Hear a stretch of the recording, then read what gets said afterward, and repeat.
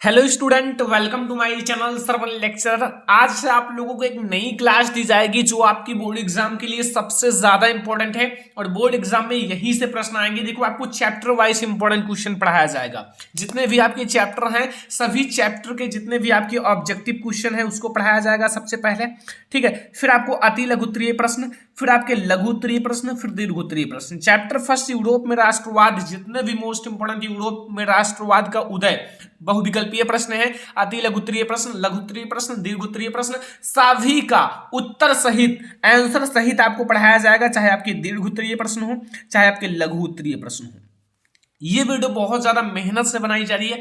अगले चैप्टर का भी आपको इंपॉर्टेंट क्वेश्चन पढ़ाया जाएगा। सबसे पहले इस वीडियो को आपको लाइक कर दो, चैनल पर नए हो सब्सक्राइब कर लेना और आप लोग वीडियो को लास्ट तक देखना। मैं प्रॉमिस करता हूं कि यूरोप में राष्ट्रवाद का उदय, इसमें से एक भी क्वेश्चन आपका नहीं छूटेगा। ठीक है, पहले प्रश्न से हम लोग स्टार्ट करेंगे। पहला प्रश्न आप लोग देखो जो आपकी बोर्ड एग्जाम के लिए सबसे ज्यादा इंपॉर्टेंट है। पहला प्रश्न लिखा है कि यंग इटली सोसाइटी का संस्थापक कौन था।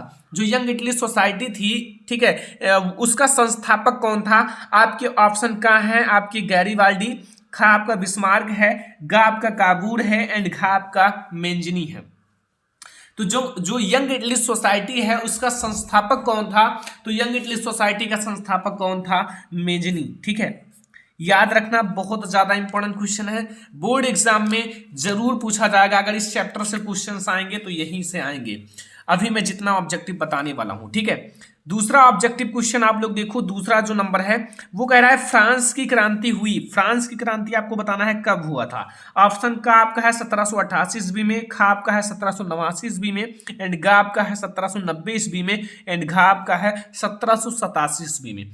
तो फ्रांस की क्रांति आई होप कि आपको पता होगा कि कब हुआ था। तो फ्रांस की क्रांति जो हुई थी वो 1789 ईस्वी में हुआ था। कब हुआ था, 1789 ईस्वी में। याद रखना, बहुत ज्यादा इंपॉर्टेंट क्वेश्चन है। जितने भी मोस्ट इंपॉर्टेंट क्वेश्चन है इसी वीडियो में आपको, जितने भी ऑब्जेक्टिव हैं, अति लघु उत्तरीय है, लघु उत्तरीय है, दीर्घ उत्तरीय है, सभी इसी वीडियो में पता चल जाएगा। हमारा क्वेश्चन नंबर 3 क्या कह रहा है कि राष्ट्रवाद का प्रारंभ जिस देश से हुआ वह है। जो राष्ट्रवाद है उसका प्रारंभ किस देश से हुआ था। का ऑप्शन है आपका जर्मनी, खा आपका है इटली, गा आपका है फ्रांस एंड घा है इंग्लैंड। तो जो आपका राष्ट्रवाद है उसका प्रारंभ इन चारों देश में से कहां से हुआ था। तो जो आपका राष्ट्रवाद है उसका प्रारंभ जो हुआ था वो हुआ था फ्रांस से। कहां से हुआ था, फ्रांस से। ठीक है, तो ये याद रखना, फ्रांस से जो हुआ था वो राष्ट्रवाद का प्रारंभ हुआ था। याद हो जाएगा ना। अगला क्वेश्चन देखें। अगला क्वेश्चन जो हमारा है वो है, यहां देखो बहुत ज्यादा इंपॉर्टेंट है, क्वेश्चन नंबर 4 कि जर्मनी का एकीकरण का श्रेय इनमें से किसे दिया जाता है। जो जर्मनी का एकीकरण हुआ था उसका श्रेय किसे दिया जाता है। का ऑप्शन है ऑटोमान बिस्मार्क, खा है हिटलर, गा आपका है विलियम प्रथम, घा आपका है मैथ्सनी। तो भाई जो आपका जर्मनी का एकीकरण हुआ था, दो एकीकरण है, एक है जर्मनी का एकीकरण, एक इटली का एकीकरण। ठीक है, तो जर्मनी का के जो एकीकरण है उसका जो मतलब क्या पूछा है, हाँ, श्रेय किसे दिया जाता है। तो वो है ऑटोमान बिस्मार्क को। किसको, ऑटोमान बिस्मार्क को। लेकिन अगर इटली का एकीकरण का नेतृत्व किया गया तो वो है आपको जो गैरीबाल्डी है। ठीक है, लेकिन ये जर्मनी का पूछा तो जर्मनी का समझेंगे। हमारा क्वेश्चन नंबर 4 तक हो गया है। अब हम लोग देखेंगे अगला क्वेश्चन। अब हम लोग देखेंगे क्वेश्चन नंबर 5। क्वेश्चन नंबर 5 में आप लोग समझो क्या कह रहा है कि नेपोलियन का संबंध किस देश से था। जो नेपोलियन थे उनका संबंध किस देश से था। ऑप्शन का है जर्मनी, खा इटली है, गा आपका फ्रांस, घा है इंग्लैंड। तो जर्मनी का एकीकरण जो था, सॉरी, नेपोलियन का जो संबंध था वो था फ्रांस से। किस देश से था, फ्रांस से। तो जो नेपोलियन का संबंध था वो फ्रांस से था। याद रखना, बहुत ज्यादा इंपॉर्टेंट क्वेश्चन है। ओके, अब हम लोग देखेंगे अति लघु उत्तरीय प्रश्न जो आपके बोर्ड एग्जाम के लिए बहुत ज्यादा इंपॉर्टेंट है। जितने भी अति लघु उत्तरीय हैं एक ही वीडियो में डिस्कस हो जाएगा इसी में। ठीक है, पूरे चैप्टर का जितने भी मोस्ट इंपॉर्टेंट है सारी चीजें बताया जा रहा है। हमारा प्रश्न नंबर फर्स्ट है कि किस प्रसिद्ध फ्रांसीसी चित्रकार ने 4 चित्रों की श्रृंखला बनाई। ये हमारा पहला अति लघु उत्तरीय प्रश्न है कि किस प्रसिद्ध फ्रांसीसी चित्रकार ने 4 चित्रों की श्रृंखला बनाई। तो भाई उत्तर आप डालो, और आप लोगों को पता होगा कई बार पढ़ाया भी गया है। अब चैप्टर वाइज आपको इंपॉर्टेंट क्वेश्चन प्रोवाइड किया जा रहा है। आज हम लोग पहला चैप्टर पढ़ रहे हैं यूरोप में राष्ट्रवाद का उदय, कल हम लोग भारत में राष्ट्रवाद, परसों हम लोग पढ़ेंगे भूमंडलीय विश्व का बनना। सारे का जितने भी मोस्ट इंपॉर्टेंट क्वेश्चन है, अगर जितना बताया जा रहा है उस चैप्टर में उतना तैयार कर लोगे तो फिर और आपको तैयार करने की कोई ज़रूरत नहीं है, ठीक है। अब आपका इसका जो सही आंसर होगा वो है फ्रेडरिक सारियू। कौन है? फ्रेडरिक सारियू ने, और अगर ईस्वी की बात की जाए तो वो है 1848 ईस्वी में। ओके, तो ये हमारा पहला प्रश्न हो गया जो आप लोगों को आई होप की समझ में आ गया होगा। अब हम लोग देखेंगे दूसरा नंबर प्रश्न। पहले आप प्रश्न को समझो। लिखा हुआ है कि जर्मनी के एकीकरण में सबसे महत्वपूर्ण योगदान किसका था? जो जर्मनी का एकीकरण हुआ था, तो जर्मनी के एकीकरण में जो सबसे महत्वपूर्ण योगदान था वो किसका था? और पूछ रहा है जर्मन राष्ट्र का प्रथम सम्राट कौन घोषित किया गया? जो प्रथम सम्राट है वो कौन घोषित किया गया, ठीक है। तो अब मैं आपको बताता हूं इसका सही आंसर। सही आंसर क्या होगा? सारी चीजें मैं आपको समझा दूंगा, कोई भी दिक्कत नहीं होगा। जर्मनी के एकीकरण में जो ऑटो वान बिस्मार्क है ना, बिस्मार्क आप शॉर्टकट में कह सकते हो, तो ऑटो वान बिस्मार्क को सबसे महत्वपूर्ण योगदान था। जो ऑटो वान बिस्मार्क था उसका सबसे महत्वपूर्ण योगदान था किसमें? जर्मनी के एकीकरण में। और प्रसा के राजा विलियम प्रथम, नाम याद रखना, विलियम प्रथम, ये प्रसा के राजा थे। कौन थे? प्रसा के राजा थे। कौन थे? विलियम प्रथम जो थे प्रसा के राजा थे। और ये बिस्मार्क को क्या कहा गया? सबसे महत्वपूर्ण योगदान था जर्मनी के एकीकरण में। और प्रसा के राजा जो विलियम प्रथम थे को जर्मन राष्ट्र का प्रथम सम्राट घोषित किया गया। अगर बोर्ड एग्जाम में आ जाए प्रथम सम्राट किसे घोषित किया गया जर्मनी के एकीकरण में, तो आपको बताना है विलियम प्रथम को। याद हो गया ना? अगला हमारा क्वेश्चन देखो, अगला जो क्वेश्चन पूछ रहा है, अगला पूछ रहा है ऑटो वान बिस्मार्क को जर्मनी के एकीकरण का जनक क्यों कहा जाता है? दो कारण लिखिए। जो ऑटो वान बिस्मार्क है उनका जर्मनी के एकीकरण का जनक क्यों कहा जाता है, उसके दो कारण बताने हैं। तो मैं आपको एक एक करके दोनों कारण को समझा देता हूं। पहले हम लोग समझेंगे जो फर्स्ट वाला कारण है। पहला जो हमारा है वो है बिस्मार्क ने सुधार एवं कूटनीति के अंतर्गत जर्मनी के क्षेत्र का प्रसाकरण अथवा प्रसा का एकीकरण करने का प्रयास किया। ये हमारा पहला कारण है जो कि बहुत ज्यादा इंपॉर्टेंट है। क्या कह रहा है ये समझ में आ गया ना, कि बिस्मार्क ने सुधार एवं कूटनीति के अंतर्गत जर्मनी के क्षेत्रों का प्रसाकरण अथवा प्रसा का एकीकरण करने का प्रयास किया। ये हमारा पहला कारण है। अब हम लोग दूसरा देखेंगे। दूसरा नंबर जो हमारा कारण है, दूसरा नंबर वो कह रहा है कि बिस्मार्क ने जर्मनी के एकीकरण के लिए रक्त और लौह, जो रक्त और लौह की एक नीति थी, ठीक है, रक्त और लौह, याद रखना, मैं आपको लिख लिख कर दोबारा समझा देता हूं। रक्त और लौह की नीति का पालन किया, और इसका पालन किया इसीलिए इंपॉर्टेंट है। इस नीति से तात्पर्य था कि जो सैन्य उपाय हैं, जो सैन्य उपाय द्वारा ही जर्मनी का एकीकरण करना। तो ये हमारा हो गया जो ऑटो वान बिस्मार्क था, उनके जर्मनी के एकीकरण का जनक क्यों कहा जाता है, उनके दो कारण। तो फर्स्ट आपको ये बताया गया और सेकंड आपके सामने है, ठीक है। दोनों आप लोगों को समझ में आ गया होगा, कोई दिक्कत नहीं होगा, दोनों बहुत ज्यादा इंपॉर्टेंट है, ठीक है। अब हम लोग देखेंगे लघु उत्तरीय प्रश्न। लघु उत्तरीय प्रश्न में आप देखो, लघु उत्तरीय प्रश्न बहुत ज्यादा इंपॉर्टेंट है। ये बहुत ज्यादा इंपॉर्टेंट क्वेश्चन है। देखो लिखा है कि जर्मनी का एकीकरण की प्रक्रिया का संक्षेप में पता लगाएं, या फिर आपसे पूछ सकता है जर्मनी का एकीकरण कब और कैसे हुआ। तो आपको जर्मनी का एकीकरण जो है बहुत ज्यादा इंपॉर्टेंट है। मैं आपको बता दूं जर्मनी का जो एकीकरण है, दो एकीकरण है, दोनों मैं इस वीडियो में पढ़ाऊंगा। इटली का एकीकरण,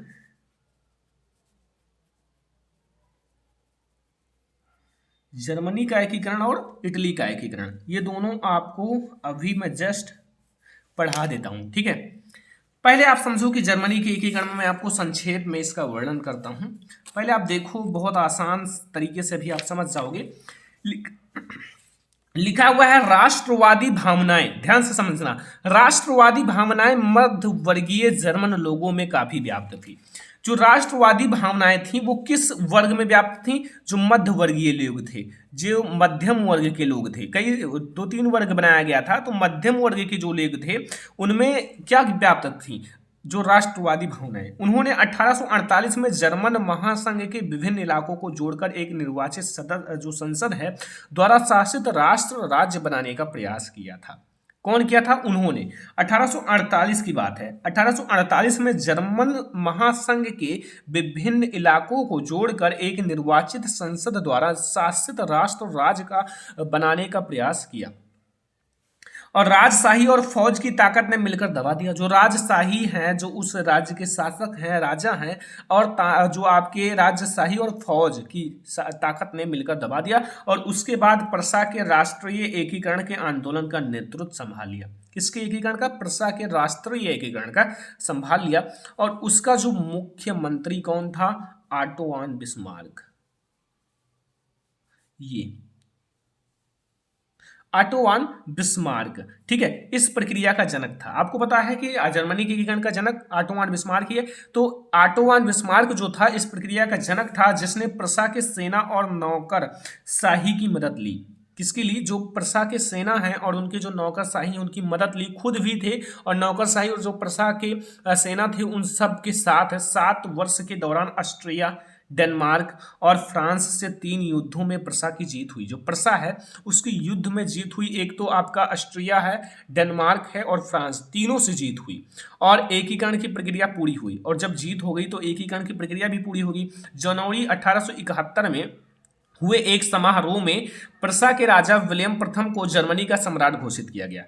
देखो, जो प्रशा के राजा विलियम प्रथम है, ये मैंने बताया अभी जस्ट इसके आगे कि जर्मनी का प्रथम सम्राट घोषित किया गया था और 1871 में जर्मनी का एकीकरण हुआ। अगर पूछा जाए किस सन में जर्मनी का एकीकरण हुआ तो 1871 ईस्वी में जर्मनी का एकीकरण हुआ था। ऑब्जेक्टिव में बहुत ज्यादा पूछा जाता है, ठीक है, तो याद हो गया ना। 1871 में जर्मनी का एकीकरण हुआ। ये हमारा पहला जो लघु उत्तरीय प्रश्न है और बोर्ड एग्जाम के लिए सबसे ज्यादा इंपॉर्टेंट है। स्टूडेंट याद रखना, कभी भी आप भूलने का प्रयास मत करना, बार बार याद करना, रिपीट करना, नोट बना लेना। ये पहले चैप्टर का इंपॉर्टेंट क्वेश्चन है। जितने भी मोस्ट इंपॉर्टेंट है वो सारी चीजें मैं इसी वीडियो में डिस्कस करूंगा। पहले चैप्टर का, सेकेंड चैप्टर का बहुत जल्द दिया जाएगा।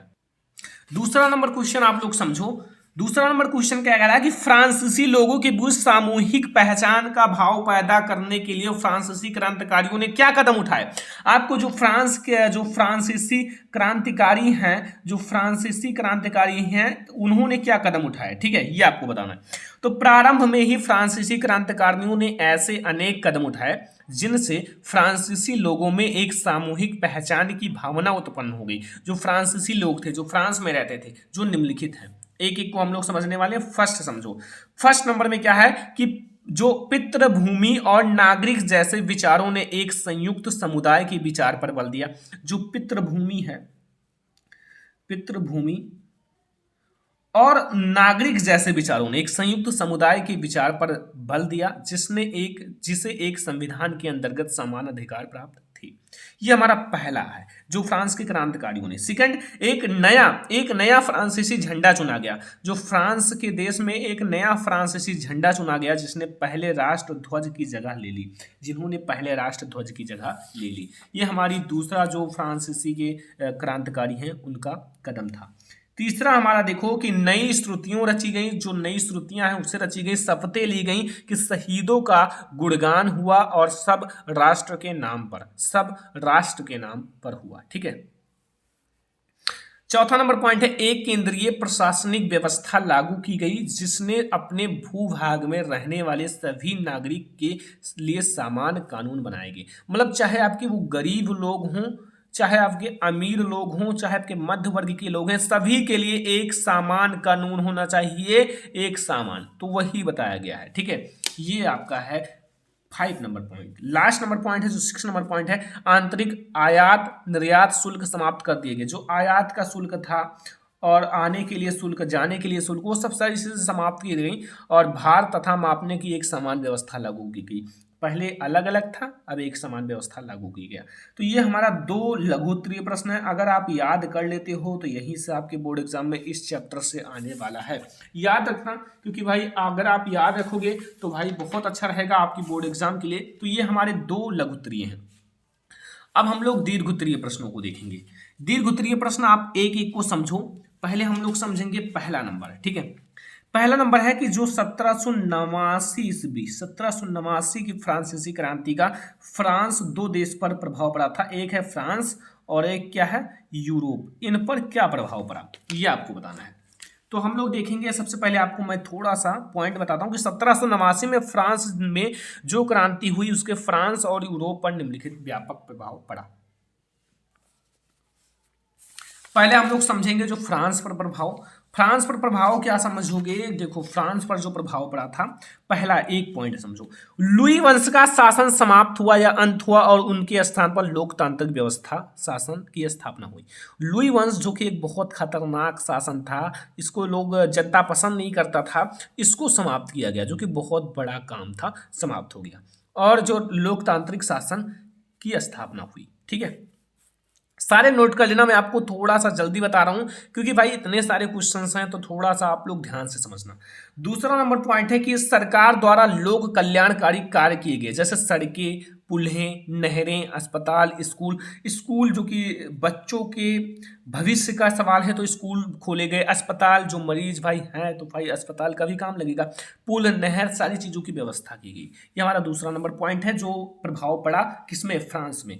तीसरा है न्याय व्यवस्था का पुनर्गठन करके देश के लिए जो आपका नवीन कानून संहिता लागू की गई, नया नया कानून बनाया गया, सारी चीजें नई नई की गई। ठीक है, चौथा नंबर पॉइंट है जो फ्रेंच भाषा है, फ्रेंच भाषा को राष्ट्रभाषा और फ्रेंच तिरंगा को राष्ट्रीय ध्वज घोषित किया गया। जो फ्रांस की भाषा है उसको राष्ट्रभाषा बनाया गया क्योंकि भाई अब उसका देश हो चुका है, और इनका जो ध्वज है उसको राष्ट्रीय ध्वज बनाया गया। ठीक है, लास्ट नंबर आप लोग समझो, लास्ट नंबर ये भाई थोड़ा सा मैच कर रहा है जो एक मैंने बताया था फ्रांस लघु उत्तरीय प्रश्न में। देखो यहाँ वही सही है, कोई दिक्कत नहीं। आंतरिक जो आयात निर्यात शुल्क हटा दिए गए और साथ ही भार नाप की एक समान व्यवस्था लागू की गई। तो ये 5 प्रभाव पड़ा था कहाँ, फ्रांस पर, फ्रांस पर। ठीक है, जो फ्रांस की क्रांति हुई थी उनके फ्रांस पर यह प्रभाव पड़ा था, और यूरोप पर क्या प्रभाव पड़ा था वो हम लोग देखेंगे। यूरोप पर जो प्रभाव पड़ा था वो मैं आपको 3 प्रभाव बताता हूं, एक एक प्रभाव समझो। देखो पहला जो प्रभाव है वो है यूरोप में भी राष्ट्रवाद को मजबूती मिली और राष्ट्र राज्यों का उदय होने लगा, जो राष्ट्र राज्य है उनका उदय होने लगा। दूसरा नंबर पॉइंट समझो कि लोकतांत्रिक सिद्धांत को विश्व आधार मिला तथा सरकार जनता द्वारा और जनता के लिए होनी चाहिए, इस विचार पर बल दिया गया। मतलब जो सरकार चुना जाए वो जनता के द्वारा चुना जाए, जिसे जनता चाहेगी उसी को सरकार बनाएगी, और जो सरकार है वो जनता के लिए होना चाहिए, इस पर बल दिया गया कि जनता के लिए काम करे। तीसरा नंबर पॉइंट है कि यूरोप के अन्य राष्ट्र के लोग भी मानवीय अधिकारों का मांग करने लगे। ये 3 पॉइंट जो इनके यूरोप पर प्रभाव पड़ा था, तीनों याद रखो। बहुत ज़्यादा आसान है, ज़्यादा हार्ड नहीं है। अगर थोड़ा सा मन लगा के पढ़ते हो तो सारी चीज़ें आपको बहुत ज़्यादा आसान लगेंगी, कोई हार्ड है नहीं कि आप लोगों के लिए हार्ड है। ठीक है, तो ये हमारा हो गया पहला दीर्घ उत्तरीय प्रश्न। दोनों, चाहे फ्रांस हो चाहे यूरोप हो, दोनों पर प्रभाव मैंने आपको बता दिया, याद रखना बहुत ज्यादा इंपॉर्टेंट है। ये हमारे हो गए क्वेश्चन नंबर जो आपका पहला है दीर्घ उत्तरीय का। ठीक है, अब एक बहुत ज्यादा इंपॉर्टेंट क्वेश्चन आपके सामने आ चुका है जो कि मैंने पहले पढ़ाया, जर्मनी का एकीकरण। अब हम लोग पढ़ेंगे जो आपका लॉन्ग क्वेश्चन में पूछा जाता है, इटली का एकीकरण। किसका एकीकरण, इटली का एकीकरण, लॉन्ग क्वेश्चन के लिए जाना जाता है। तो इटली का एकीकरण मैं आपको बहुत अच्छे से समझाऊंगा, पॉइंट पॉइंट समझाने वाला हूं इटली का एकीकरण। ठीक है, एक एक पॉइंट को समझना है। इसके लिए इटली के एकीकरण पर प्रकाश डालिए, या दूसरे रूप से पूछा जा सकता है इटली के एकीकरण में महत्वपूर्ण भूमिका निभाने वाले 3 नेताओं के नाम लिखिए। देखो यहां उत्तर समझो आप, देखो यहां जो 19वीं शताब्दी में इटली के एकीकरण की प्रक्रिया प्रारंभ हुई जो निम्न प्रकार से थी। 19वीं शताब्दी में प्रारंभ हुई थी इटली के एकीकरण की प्रक्रिया। अब देखो पहला जो हमारा है वो एक एक पॉइंट को समझेंगे। इस समय इटली अनेक वंशानुगत राज्यों व बहुराष्ट्रीय हैबसबर्ग साम्राज्य में बिखरा हुआ था। बहुत सारे मतलब राज्यों में बिखरा हुआ था कौन, इटली, इसीलिए तो एकीकरण हुआ इटली।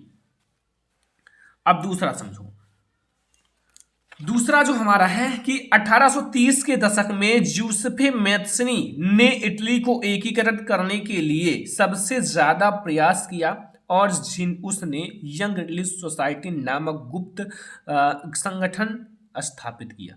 अभी मैंने जस्ट पढ़ाया है यंग इटली सोसाइटी का संस्थापक कौन था, तो अभी मैंने बताया मैत्सनी। ठीक है, किसको बनाया? मेंजनी, ठीक है। और यहाँ आपका लिखा हुआ है कि जूसेppe मैत्सिनी ने इटली को एकीकृत करने के लिए सबसे ज्यादा प्रयास किया, और इन्होंने क्या किया? इटली नामक गुप्त संस्थान, हम तो दूसरी चीज बता रहे थे, ठीक है। ये हमारा दूसरा नंबर पॉइंट है, समझ गए ना, कोई दिक्कत नहीं है। चाहे आप इन्हें कहो मेंजनी और चाहे आप कहो मैत्सिनी, कोई दिक्कत नहीं, एक ही चीज है, ठीक है। यहां देखो तीसरा नंबर पॉइंट क्या कह रहा है कि सार्डिनिया और पीडमांट ने प्रधानमंत्री काबूर ने इटली के राज्यों को संगठित करने के लिए प्रयास हुए आंदोलन को नेतृत्व प्रदान किया और फ्रांस एवं सार्डिनिया पीडमांट के बीच एक कूटनीति संधि की, ठीक है। अब हमारा जो चौथा नंबर पॉइंट है वो है 1859 में ईस्वी में जो सार्डिनिया पीडमार्क ने ऑस्ट्रिया को पराजित किया, मतलब हराया। कौन? ऑस्ट्रिया को हराया इन्होंने। और इस युद्ध में जो जूसेफे गैरिबाल्डी के नेतृत्व में अनेक सैनिक भाग लिए। देखो यहाँ मैंने आपको बताया था कि ये प्रमुख हैं इसमें। और लास्ट नंबर पॉइंट है कि 1861 में विक्टर इमेनुअल द्वितीय को एकीकृत इटली का राजा घोषित किया गया और 1870 में यह एकीकरण पूर्ण हुआ, 1870 में, ठीक है। तो ये हमारा 2 दीर्घोत्तरीय प्रश्न हो गया, सारे का मैंने आंसर बता दिया। बहुत सारे बच्चे कह रहे थे सर आप आंसर नहीं बताते हो लॉन्ग क्वेश्चन का, तो मैंने आज बता दिया। अब आप लोग देखता हूं कि आप लोग इस वीडियो को कितना लाइक करते हो, जितना लाइक करोगे उतना जल्दी दूसरा आपका चैप्टर का इंपॉर्टेंट क्वेश्चन आएगा। और आई होप कि आप लोग जरूर लाइक करोगे, शेयर करोगे। चैनल पर नए आए हो सब्सक्राइब कर लेना और अपने फ्रेंड्स के साथ शेयर कर देना जरूर। हम लोग मिलेंगे किसी नेक्स्ट इंपॉर्टेंट वीडियो में, तब तक के लिए धन्यवाद। नोट जरूर बना लेना, ठीक है।